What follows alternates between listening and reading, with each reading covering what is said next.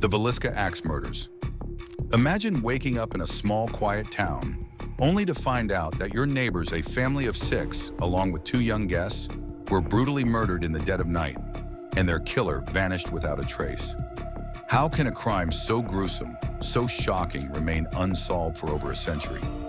What kind of darkness swept through Villisca, Iowa, on that terrifying summer night in 1912? Stick around as we unravel one of the most chilling, unsolved mysteries in American history, the Villisca Axe Murders. Could it be a traveling serial killer, a vengeful enemy, or something even more sinister? All right, let me tell you about one of the most terrifying and perplexing unsolved murder cases in American history, the Villisca Axe Murders. Not just because of the heinous nature of the crime, but also because of the numerous questions that remain unresolved even after more than a century has passed. This is the kind of narrative that stays with you for a very long time after you have heard it. Villisca was a tiny farming community in the southwestern part of Iowa that was thriving in the year 1912. It was the kind of community where everyone knew one another, and the most important things that people were concerned about were the harvest and the weather. On the other hand, a terrible event took place on the evening of June 9, 1912, which would leave an indelible mark on the history of this picturesque town. Josiah Joe Moore, his wife Sarah, and their 4 children, Herman is 11 years old, Mary Catherine is 10 years old, Arthur is 7 years old, and Paul is 5 years old, were all well-known and well-liked members of the Villisca community. Josiah Moore was the proprietor of a prosperous hardware business, and the Moores were both active members of the Presbyterian Church in their community. Over the course of the evening of June 9th, the Moores were present at their church for a Children's Day service, which was a unique occasion that Sarah had planned. It was a bright summer night, and the air was filled with the happy buzz of children who were laughing and singing hymns. During that particular evening, the Moore family was joined by 2 sisters, Lena Stillinger, who was 12 years old, and Ina Stillinger, who was 8 years old. Both of these girls had been invited to spend the night at the Moore residence. In the morning of June 10th, Mary Peckham, who was the Moore's neighbor, became concerned about the situation. For some reason, the Moore home, which is normally very busy, was unusually quiet. In addition to the hens remaining in their coop, the cows had not been milked, and the home was filled with an eerie silence. Peckham made a knock against the door. There was no response. She checked the handle, but it was locked. She contacted Josiah's brother, Ross Moore, who arrived shortly after with his spare key. As her anxiety level increased, she called him. It seems likely that Ross's heart stopped beating as soon as he got inside the building. It was like something out of a nightmare as he entered the guest bedroom and saw what was waiting for him inside. Both Lena and Ina Stillinger had been brutally slain with an axe, and their bodies were found lying next to each other. Ross stumbled backwards, overcome with terror, and yelled out for assistance and assistance. When Hank Horton, the town marshal, arrived and investigated the house, he confirmed the unthinkable. Every member of the Moore family had been murdered, and their skulls had been crushed while they were sleeping. The murders were particularly heinous in all respects. Josiah and Sarah had been the first victims of the assault, with the blunt side of an axe being used to smash their heads.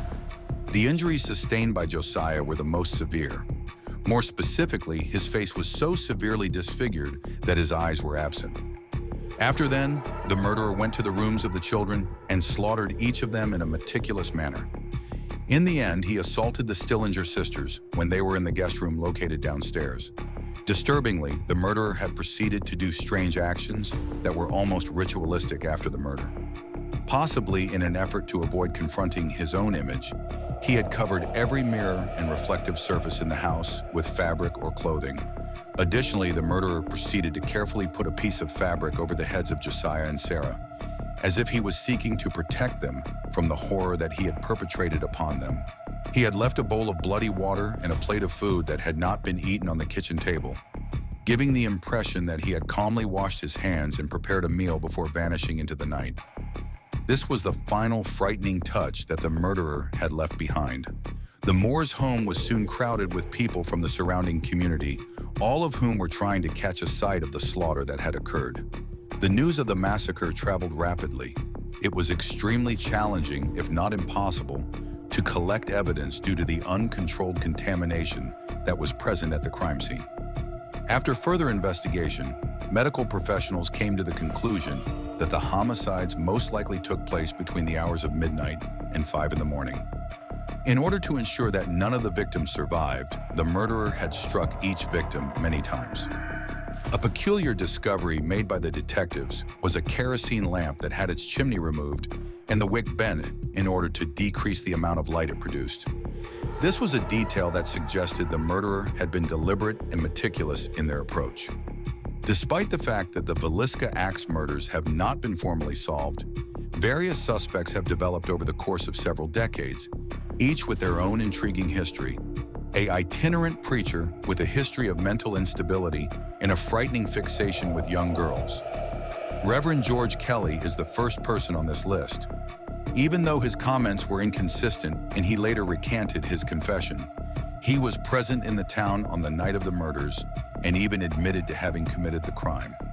In spite of being tried twice, Kelly was never found guilty. Frank Jones, a renowned local businessman and state senator, was involved in a contentious business competition with Josiah Moore on a number of occasions. Despite the fact that no actual evidence ever surfaced, there were others who suspected that Jones had hired a hitman in order to destroy his competitors.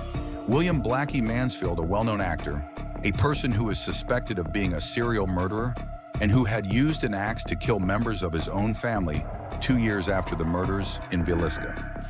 He was a suspect for a short period of time, but his alibi was confirmed. The stranger theory.